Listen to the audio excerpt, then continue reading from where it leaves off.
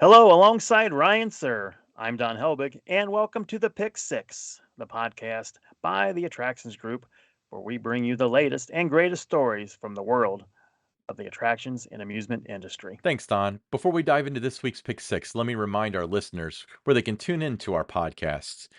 You can catch us on all your favorite podcast platforms: Apple, Google, Spotify. Make sure you subscribe, like, and share with your fellow attraction enthusiasts. All right, Ryan, let's jump into the latest news with the attractions industry. You go first. Let's do story number one. Big news coming out of the San Antonio Zoo. They secured a whopping $10 million gift from the Ralston family charitable foundation. This cash injection will fuel a massive 2-acre expansion featuring a new entryway, an event center, and even a gorilla habitat. And that's where the money is, the gorilla habitat. Uh, the entrance is set to welcome visitors by the end of the year, with the event center and gorilla exhibit opening expected to wrap up in 2025. They're gonna have the opening, the entrance by the end of the year. That's incredibly fast. It is fast. We oftentimes will drop in something about the zoo. They're part of the attractions industry, just like theme parks are. So I think it's always good to see that, that they're still, improving the experience for those who are going to the zoo. And San Antonio Zoo, I've always heard it's nice. I've never been there, but it's great to see. And I'm a big fan of when I go to zoos of the gorilla exhibits, and it's great to see that this is getting some attention. Yeah, I think it's really cool, and, like, even our local zoo, kind of in this market in Cincinnati, it seems like they get some sort of endowment, and then, like, "We're gonna spend $3 million on giraffes," and it's like, "Heck yeah, giraffes." But gorillas are really fun. They're interesting characters, aren't they? Animals, right? I completely agree, but, the cool part is, when they do upgrade these things, the standards of care for these animals is typically, uh, updated, and I'm speaking out of term, I'm just kind of talking about what I do know, but, it's they're able to give the animals a better environment, while at the same time, the guest experiencing it can see them up close, and they're not in cages, or they're not with a trowel in between them that keeps them 100 feet away. So San Antonio Zoo, really happy for you. Congratulations. Well, exciting times for the San Antonio Zoo indeed. Now, shifting gears to Disneyland, Fantasmic is making a comeback after a year-long hiatus due to a fiery incident involving the animatronic dragon. So mark your calendars for May 24th. That may seem way down the road, but it's not really that far away. So it'll open again May 24th at Disneyland. Now, however, the dragon figure, it won't be part of the show this time around. Instead, expect a new special effects in the epic showdown between Sorcerer Mickey and Maleficent. Yeah, I've always heard that I've heard conflicting things about Fantasmic at Disneyland. I've heard it's the better of the two shows between Disneyland and Disney World, but the feedback that I always get is the difference is you can sit during the one at Disney World, but the one at Disneyland you have to stand for like an hour and a half. You can sit on the ground. You can sit on. I've seen the one at Disneyland. It was fantastic. Um, just an amazing show. I still leaned a little bit toward the one at Walt Disney World as being a little bit better. I just think with the water, the boats, and that it just I don't know. It just was a little bit better at Walt Disney World, but the Disneyland one is very good. But it's been a staple there, so it's great to see that it's coming back. Yeah. So I've seen Fantasmic 4 times now. One of the times was actually kind of a surprise. It was the last time I was down at Disney. This is Disney World's Fantasmic, but we're talking about Fantasmic, not just Disneyland's Fantasmic. But we rode Galaxy's Edge, or I'm sorry, Rise of the Resistance at Galaxy's Edge, and got out of the ride a few minutes before close. And I was looking at the app to see if like there was like some sort of wait time where we can get a line. And I see that they have the park closed at 9 and they had a second show at 9:30. And I was like, "That can't be right." I actually asked a cast member, and they're like, "No, there's a show at 9:30 after the park closes." So, we got to catch it without a plan, and it wasn't all that crowded. It was incredible. So, I mean, I don't need to sell you on it, Don, but if any of you guys are listeners and you haven't seen Fantasmic at, Disney's Hollywood Studios, mm, Well, let me ask you this: you've seen a lot of shows at the Orlando parks. You've seen shows at Six Flags. You've seen the Cedar Fair shows. Would you say of all the shows you've seen, Fantasmic, does it make like say your top three? Fantasmic is number 2 behind Illuminations at Epcot. Where's the place for you? Okay. I put it at number one. Really? I put it at number. I just love it. I mean, you know, there's always something going on. You always notice something different the next time that you see it. I have seen it more than 30 times between there and Disneyland. So there was always something a little different that I noticed.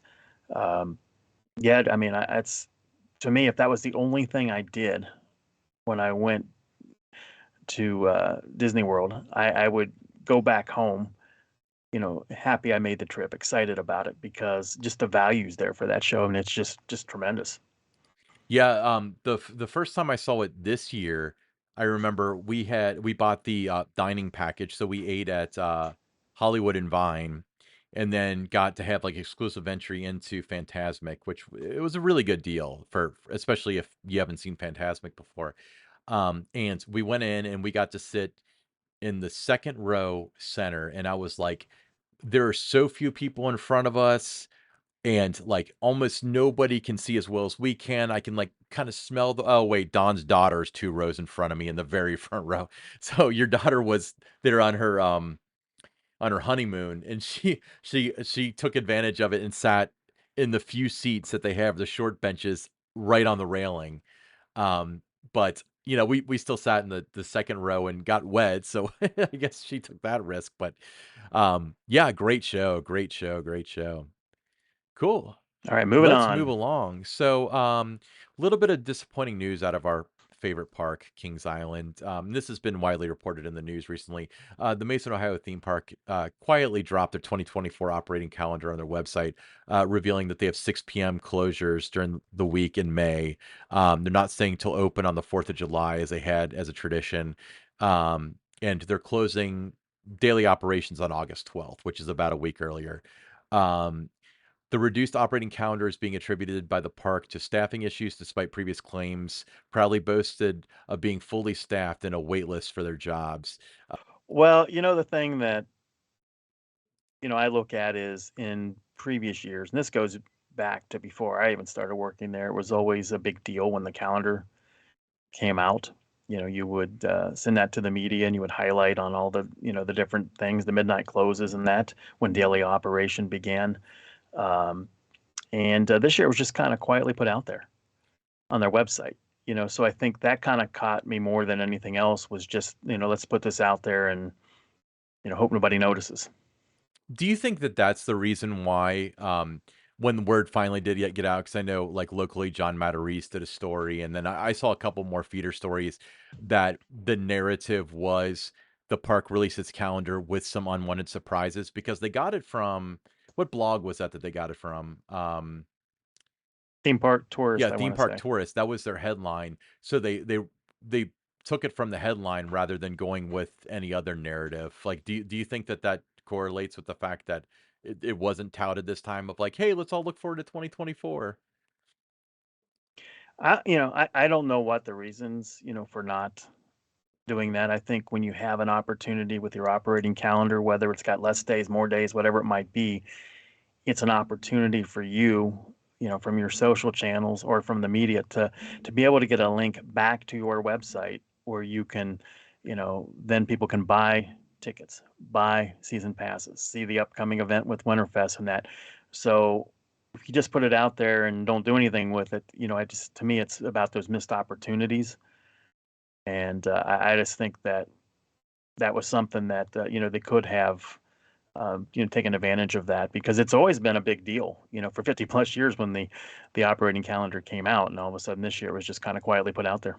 So, back in May 25th, let's say it was that date of 2023, there was a tweet that was put out that said that it linked to or a screenshot of LinkedIn that said that there's a wait list to work at the park and um implying, of course, not what saying, but implying that they were fully staffed and that they were just packed to the gills with people.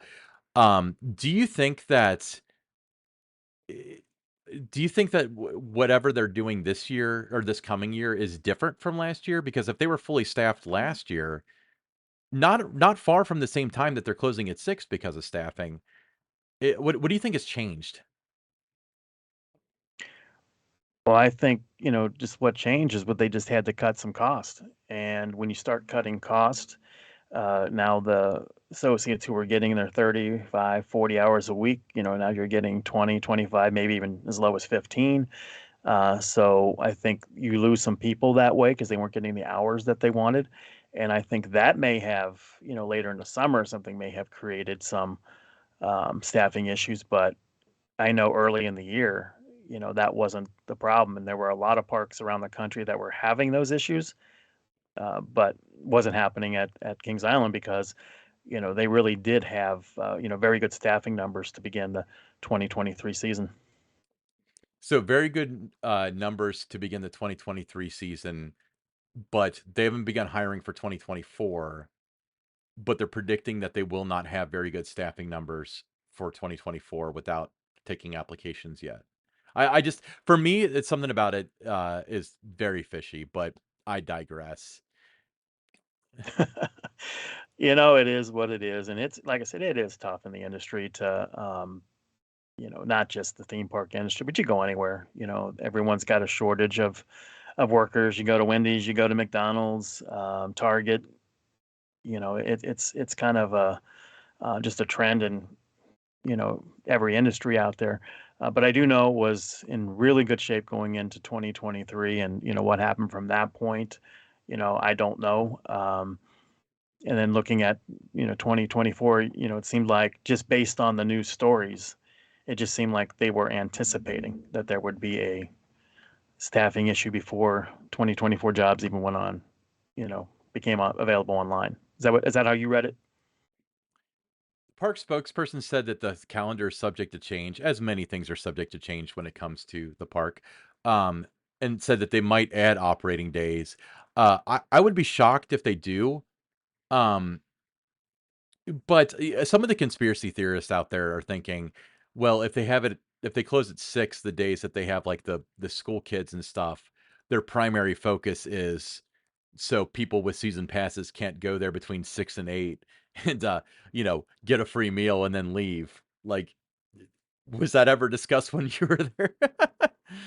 You know, all I know, Ryan, is when I look at this story, is that it's puzzling to me that for the first time since 1972, nothing was mentioned about our calendar is now available for the next year. Whether it was a news release or whether it was on social media, it just was quietly put out there, and that's what caught my attention. And I know that just looking at some different comments, out there on social media, it caught some other people's attention too. That it was just kind of like slipped out there, and let's just hope right now nobody notices. Kind of a feel to it. Yeah, and honestly, like, it's one of those things where, like, I don't think this is a bait and switch like the Prestige Pass was or whatever, but it would have been nice to have had this operating calendar before a plurality of the season passes were sold, you know? I wonder if the calendar was honestly in earnest settled and then they released it immediately, or if season passes went on sale and they let the end of season thing go and let that sale go. And then they're like, oh, by the way, we're cutting all this operating time, thus devaluing the pass. But once again, Some parks were able to always release their operating calendars quicker than Kings Island. Kings Island has been a park that, as you get, at the beginning of the season, there's normally like a park, buyout, so you have to wait to make sure that that's still going to happen. You get to the fall. If you look at their calendar right now, it only goes to Labor Day, so there's some of those weekends in September, that you have to get those buyouts that have traditionally always been there, get those all confirmed and settled before you can release the fall calendar and your winter calendar. So because of those reasons, that there's always people wondering why it takes so long for Kings Island to get theirs out there when other parks are out there like in August or September when the next year calendar is. It's just because of those factors that they have that some of the other parks don't have to try to work around. so like Canada's Wonderland, for example, for this year, for 2023, added operating days for Winterfest, which means that they're confident in their staffing. Why don't they just take a page from their book and staff for next year doing that? Because, like Canada's Wonderland doesn't have dorms, I don't think. That's a huge advantage that not a lot of parks have. Cedar Point and Kings Island, as far as seasonal parks are concerned. Um, Again, there's something fishy going on. Don, what's next? Well, now, Ryan, let's talk holiday cheer. Busch Gardens in Tampa is ahead of the game with Christmas Town kicking off this past weekend. From dazzling lights to festive menu items, shows. Um, it's a winter wonderland for visitors, which is kind of nice when you're in Florida to have something created as a winter wonderland because they don't really get to experience that. So you want to go to Busch Gardens to see what winter is like. And, they also have a new walk-through dragon in the Jungala area this year. So it's that time of the year. Parks are opening their holiday events, and Busch Gardens Tampa was the first to do it. Absolutely, Don. In a recent development, Cedar Point has officially announced the acquisition of a property at 2206 Cleveland Road, that's US 6 in Sandusky, Ohio, which will serve as an auxiliary human resource office. The former Firelands Auto Group dealership sold the 3-acre site to Cedar Point for $1.5 million, as reported by Justin Dietz of the Sandusky Register last week. The strategic move comes as Firelands Auto Group consolidates its locations, prompting the sale. Presently, Cedar Point's human resource offices occupies the parking lot near the marina and Famous Dave's restaurant. With the relocation of HR staff to Cleveland Road property, an intriguing opportunity arises for the surrounding area. They've moved a lot of stuff off the peninsula, a lot of infrastructure stuff, don't you think? Yeah, they have over the past couple years. So this was an interesting development to purchase this building that is on what is it, Cleveland Road. I don't know that there's a ton of space for you to do anything like major where that building is near the Famous Dave's. But you can do some other things with it there. Have some kind of a park experience, maybe a smaller, type ride or something in that area. Um, it does create, like you said, an intriguing opportunity for that surrounding area. Yeah, I think the future of Cedar Point is off of the peninsula. A lot of friends of mine and I have fantasized about Cedar Point taking all the parking off the peninsula and then putting it on in the city Sandusky proper and having transportation so they'd have all that parking lot area. I don't know if that'll ever happen necessarily, but certainly moving infrastructure and administrative offices and stuff like that off of the peninsula is certainly something that they're looking to do. I mean, that's very evident. But somebody at the meetup said that they plan on building another causeway. Have you heard about that? They're always trying to find ways to, help with getting guests into the park and getting them out. If you are someone that arrives maybe 20 minutes before the park opens, that causeway gets backed up pretty bad, especially on a Saturday. Or if you stay till park closing and you're trying to get out, it can take you, 45 minutes to an hour just to get, to like Route 6 or something like that, or just get off the causeway. So I think they're always looking for ways to improve that. So that would make sense. Yeah, I remember something they negotiated something with the admissions tax about expanding the causeway. I think they were going to add lanes, especially for like emergency vehicles. But I definitely think there's got to be a better way. And another thing that people, I mean, it happens enough that people notice is they have a lot of water main breaks and stuff like that on the causeway because the infrastructure is really old. And if there's any kind of fender bender, I mean, it just stops all the traffic. I've been stuck on the peninsula for 3 hours one time where they were just telling people, just hang out. It's not worth it. Y- Yeah, I've had that situation coming in, not going out, but coming in where it's just been, I'm backed up all the way to where like the Thirsty Pony is. And it takes me like 30 or 40 minutes just to get into the parking lot. Yeah, there was one time when friends of mine we were all going to meet at Cedar Point. They were staying in Akron and we were in Sandusky with the intention of going to Cedar Point. And the causeway was backed up so much that we actually went to lunch and ate and kind of hung around for an hour and a half waiting for it to die down. So That kind of saved us a little bit of time. But yeah, good for them. I don't necessarily think that this means they're getting another giga or anything like that, but I believe that they do have long-term plans to move a lot of their utilities and offices and administration off the peninsula, which frees up more space for whatever they want to do with their land. Cool. All right, moving along. All right. Well, wrapping up with Six Flags news. The end of the fall season brought excitement with the debut of new attractions at both Six Flags Fiesta Texas and Six Flags over Georgia. Kid Flash, the comic coaster, supplied by Skyline Attractions, it debuted and promises a thrilling experience for families. The installation is a single rail style track system that features trains on a pair of tracks that intertwine, that cross over and under each other. Each park had one junior coaster in its arsenal, but the debuts of Kid Flash Comic Coaster that brought in newer family fun in a spectacular way at these two parks. Yep, and we discussed in the main Attractions Group podcast this week. So they won the Brass Ring Award for new innovation. So congratulations to Skyline Attractions with that. The Aurora package is just absolutely incredible. That's my favorite part of it, and it looks like it's going to be a big win for both of these Six Flags parks. Yeah, absolutely. Cool, awesome. All right. So Don, as we wrap up Pick Six, do you have any final thoughts? Ryan, why did the Scarecrow win a Nobel Prize? I don't know, Don. Why did the Scarecrow win a Nobel Prize? Because it was outstanding in its field. I'm gonna cut that out because it was such a dad joke. Totally kidding. It was outstanding in its field. Did you get that from like a bazooka rapper or something like that? Just came to mind as we were talking. Oh my gosh. Okay. I hope people listen to the end for your jokes because I'll be here all you'll week. be here all week. I'll be here all Two week. shows on Saturday. Oh my gosh. Yeah, I thought we were going to be able to draw a lot more attention to ourselves with these jokes, but this is not working out well. Okay. Well, thanks for listening. We'll see you next week, everybody. I'm Ryan Sir along with Don Helbig.